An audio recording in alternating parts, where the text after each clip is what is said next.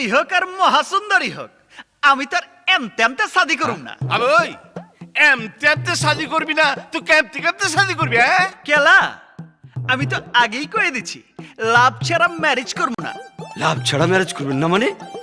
তা বাবাজি কি পরিমাণ লাভ চান? কত টাকা যৌতুক লাগবো? আরে কি কন, কিসের চতু? ওই যে আপনি এখনই কইলেন লাভ ছাড়া ম্যারেজ করবেন না। ও, লাভ ছাড়া ম্যারেজ বিষয়টা বোঝেন নাই? না তো।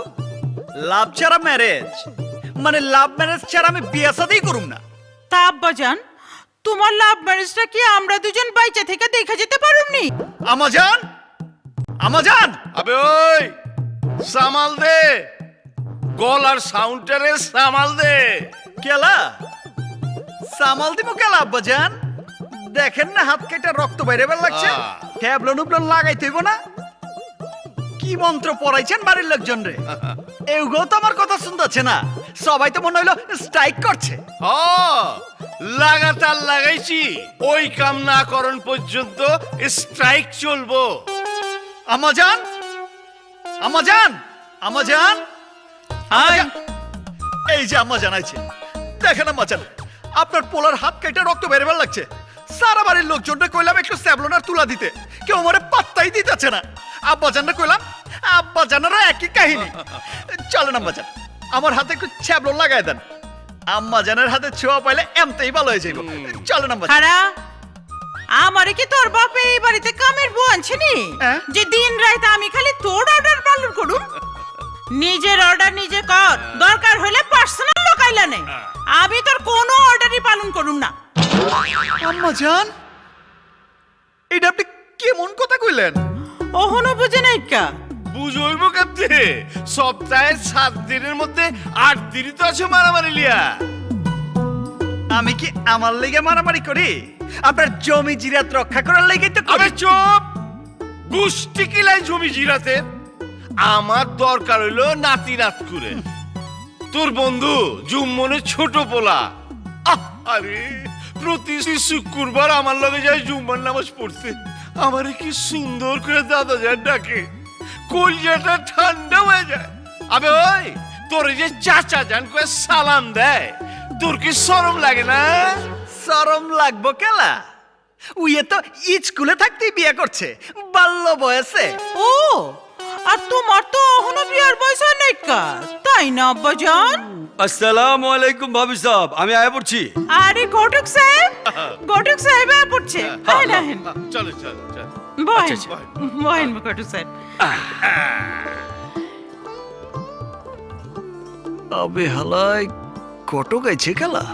এই যে ভাই সাহেব, ভাবিজান দেখেন, পাত্রীর অভাব নাই কা। মিষ্টি মিষ্টি সুন্দরী সুন্দরী মায়া দেখতেছেন?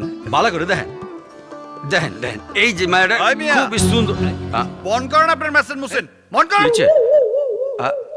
সুন্দরী হোক আর মহাসুন্দরী হোক, আমি তার এমতে শাদি করুম না। আবে ওই এমতে শাদি করবি না তো কেমতে শাদি করবি? হ্যাঁ কেলা, আমি তো আগেই কয়ে দিচ্ছি, লাভ ছাড়া ম্যারেজ করব না। লাভ ছাড়া ম্যারেজ করবেন না মানে? তা বাবাজি কি পরিমাণ লাভ চান? কত টাকা যৌতুক লাগবো? আরে কি কন, কিসের চতু? ওই যে আপনি এখনই কইলেন লাভ ছাড়া ম্যারেজ করবেন না। ও, লাভ ছাড়া ম্যারেজ বিষয়টা বোঝেন নাই? না তো। লাভ ছাড়া ম্যারেজ মানে লাভ ম্যারেজ ছাড়া আমি বিয়ে শাদিই করুম না। তা আব্বাজান, তোমার লাভ ম্যারেজটা কি আমরা দুজন বাইচা থেকে দেখে যেতে পারুমনি? কেলা, তোমরা কি কাল সকালেই মরে যাইবে নাকি? আবে ওই আমরা যেমন কাল সকালে নাও মরা পারি, তুইও এই জীবনে লাভ ম্যারেজ নাও করা পারো। জন্মদাতা পিতা হইয়া এমন অভিশাপ দিলে তো এই জিন্দেগি তো দূরের কথা, মরার পরেও শাদি করবার পারুম না। গত 3 বছর ধরে তো বাংলা রেকর্ডে একই গজল শুনাইতেছ। 3 বছর কেলা, 30 বছরও যদি লাগে আমি লাভ ছাড়া ম্যারেজই করুম না। আচ্ছা বাবা, আপনি লাভ ছাড়া ম্যারেজ করবেন না কেন কোন তো? শুনেন, 2010 সাল থেকে 2014 সাল পর্যন্ত শুধু ঢাকা শহর আর আশেপাশের এলাকায় বিবাহ বিচ্ছেদ হয়েছে 54,500। বিচ্ছেদের প্রধান কারণ হইল বিয়ার আগে একজন আরেকজন সম্পর্কে ভালোভাবে জানতো না, বিয়ার আগে আরেকজনের সাথে সম্পর্ক, ইন্টারনেট ফেসবুকের ছড়াছড়ি, এর লগে গুজুর গুজুর, এর লগে ফুসুর ফুসুর। এই জন্যই আমি ডিসিশন নিচ্ছি, যারা বিয়া করবো তার সম্পর্কে ভালোভাবে না যায় না শুনে বিয়াই করুম না, মানে লাভ ছাড়া ম্যারেজ করুম না, যেমন আমার আব্বাজান করছে। বুঝা পারছি, এ বাড়িতে আমার খাওয়ার নেই কে। আহি, আসসালামু আলাইকুম। আরে তাড়াতাড়ি যান ফোটান। কিলো আরে ওই নয়ন, আমি তো বুঝবার পারতেছি না, একটা লাভ ম্যারেজ করতে তোর এত সময় লাগতেছে কেলা? আরে আমগর দেশে কি মাইয়া পোলার আকাল পড়ছে নি? যখন তুই একটা মাইয়ার হদিস পাইলি না? টেনশন নিয়েন না আম্মাজান, পাওয়া যাবো। পুরা ঢাকা শহরে আমি সামিমার সাবুরে লাগাই দিচ্ছি। সাইজ মতো মাইয়া পাওয়ার লগে লগে কারেন্টের মতো খবর হয়ে যাইব। হ্যালো হয়ে গেছি 2 নম্বর থেকে চলে আহেন। আম্মাজান, খবর হয়ে গেছে। আইসন, তুই ওইখানেই থাক, আমি 10 মিনিটের মধ্যে আইতেছি। আসি আম্মাজান, আরে তুই আর আরে আইতেন। ওই নয়ন, নয়নের আব্বা, কামটা কি ঠিক হইলো? আমার পোলার হাত কেটে গেছে, মগর স্যাবলন আপলন কিছুই তো লাগাই দিলাম না। আরে কি গো, একটু টাইটের মধ্যে রাখো না।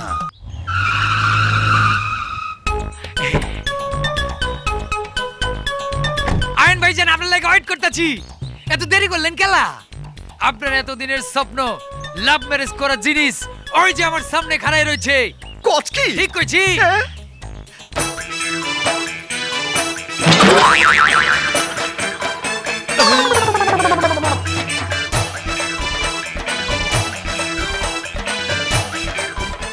নাটকির পো, এইটারে আমি লাভ ম্যারেজ করুম?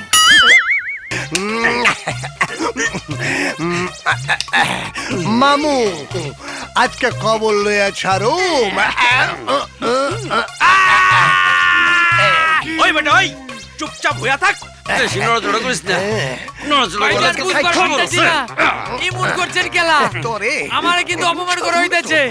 আমি একজন ফ্যাশন ডিজাইনার ভাইজান, ইট ইজ টু মাচ। ফ্যাশনের কাপড় পরলে কি বুড়ি চুরি হয়ে যায়? মুরগি কোনটা জোয়ান আর কোনটা বুড়া দেখা বুঝছস না? লেবুর রস দিয়া চোখ পরিষ্কার করে দিতেছি, আর যেন ভুল না হয়। ভাইজান আমারে মাফ করে দেন, ইমন ভুল আর আমি জিন্দেগিতে করব না ভাইজান। আউরির বুদ আমারে ছাইরা দে। ছাড়মু চোখ গেল আমার। ওই সামিম, ওরে ছাইরা দে। আজ থেকে চোখে সব অরিজিনাল দেখবো। থ্যাংক ইউ ভাইজান। মামু শিখাউছে। ওই যে ব্যাক সাইড দেখলা আর মনে করলা বিশ্ব সুন্দরী খাড়া রয়েছে। আরে না গেলে বুঝুন কেমতে কোনটা জুয়ান মুরগি আর কোনটা বুইরা? তুই তো একটা দামি কথা কইছ না? জন্মের পর থেকে তো কইতেছি। ভাইজান, আপনারা লাভ ম্যারেজের ম্যাটেরিয়ালের লিগে তো সারা ঢাকা শহর একদম ঝাড়ু দিয়ে ফেলাইছি। অন কি করুম আল্লাহ জানে, আমগো ভাবি সব যে কার ঘরে ঘাপটি মাইরা আছে।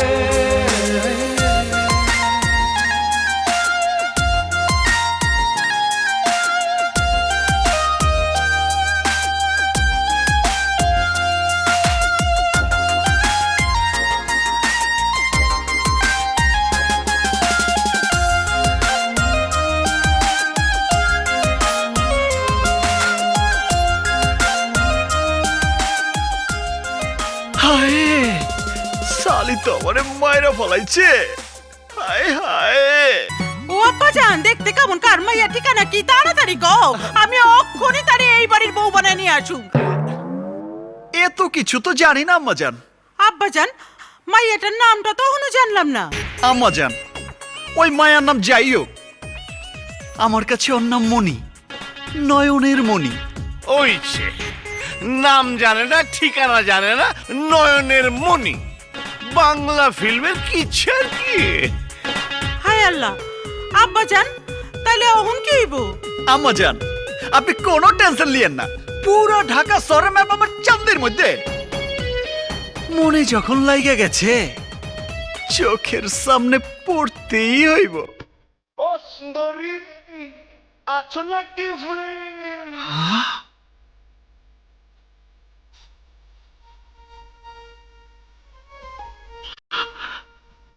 পড়ছি।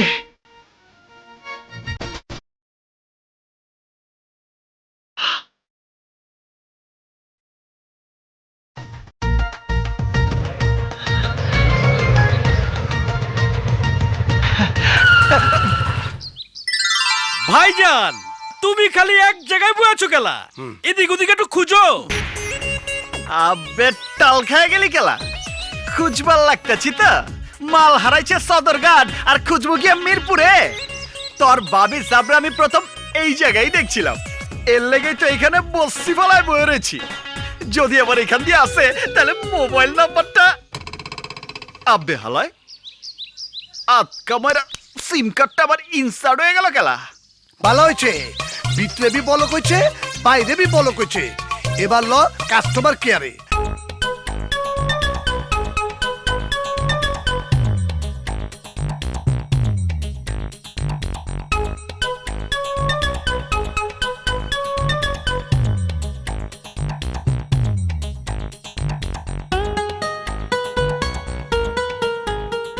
এই যে শোনেন,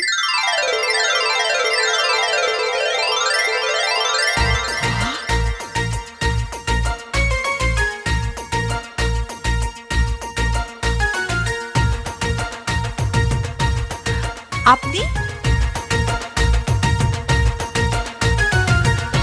এক্সকিউজ মি, আমি আপনাকে কিভাবে হেল্প করতে পারি বলুন, আপনার প্রবলেমটা কি?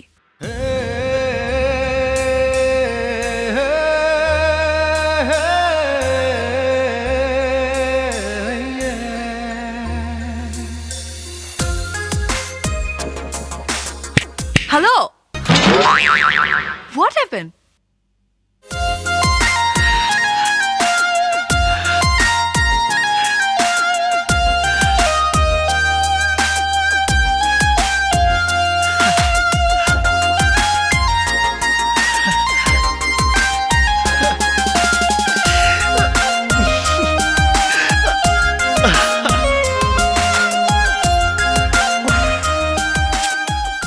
ভাই, আমার সারা জীবন শিক্ষকতা করে তেমন কিছু করতে পারিনি। ছেলে মেয়েদের ভবিষ্যতের কথা চিন্তা করে কখনো খেয়ে কখনো না খেয়ে একটা জমি কিনেছিলাম। নিজের পেনশনের টাকা আর স্ত্রী গহনা বিক্রি করা টাকা দিয়ে একটা বাড়ির কাজ শুরু করতে চেয়েছিলাম, কিন্তু আপনার লোকেরা বলে এসেছে কাজ শুরু করার আগে আমি যেন আপনার সাথে মিটিয়ে নিই। আপনার জন্য এই 1 লাখ টাকা নিয়ে এসেছি। রেখে যাও। এর বেশি দিতে পারবো না, আমাকে আপনি মাফ করে দেবেন।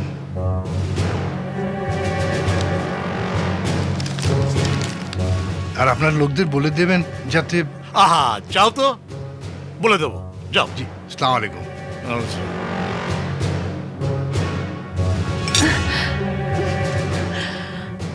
মামনি, শোন,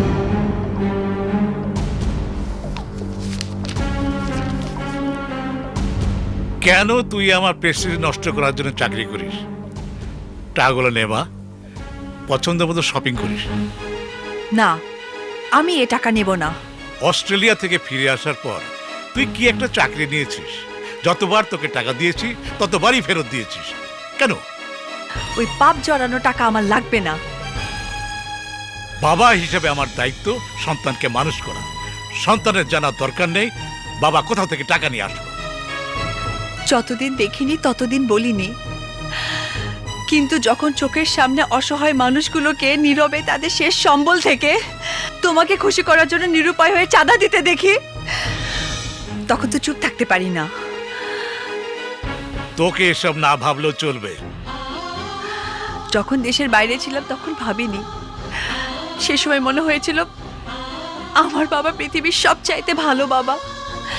বান্ধবীদের কাছে যখনই জানতে চেয়েছি বাবা মার মধ্যে কে বেশি প্রিয়, সব বান্ধবী বলতো বাবা, কারণ সব মেয়েরাই নাকি বাবার ভক্ত হয়।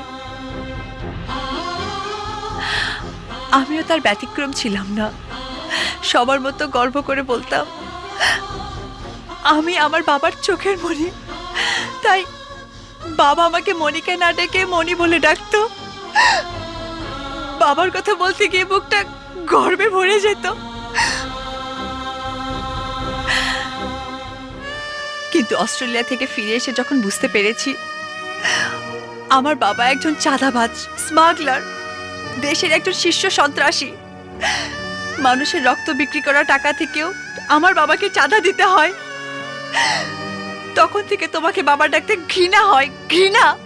মনিকা, বড্ড বেশি কথা বলছিস তুই। এই জন্য কি তোকে বিদেশ থেকে লেখাপড়া শিখিয়ে এনেছি? এটাই তো আমার দুর্ভাগ্য, না জেনে তোমার অবৈধ টাকায় আমাকে লেখাপড়া করতে হয়েছে। যখন জানতে পেরেছি আমার দেহে মিশে আছে জোর করে কেড়ে আনা মানুষের ঘাম ঝরানো টাকা, যখন বুঝতে পেরেছি আমার শরীরের প্রতিটি রক্তকণায় মিশে আছে মানুষের রক্ত মাখানো টাকা, তখন ইচ্ছে করছিল দেহটাকে ক্ষত বিক্ষত করে বের করে দিই সমস্ত রক্ত, কিন্তু পারেনি। কেন পারেনি জানো? ওই মানুষটার জন্য।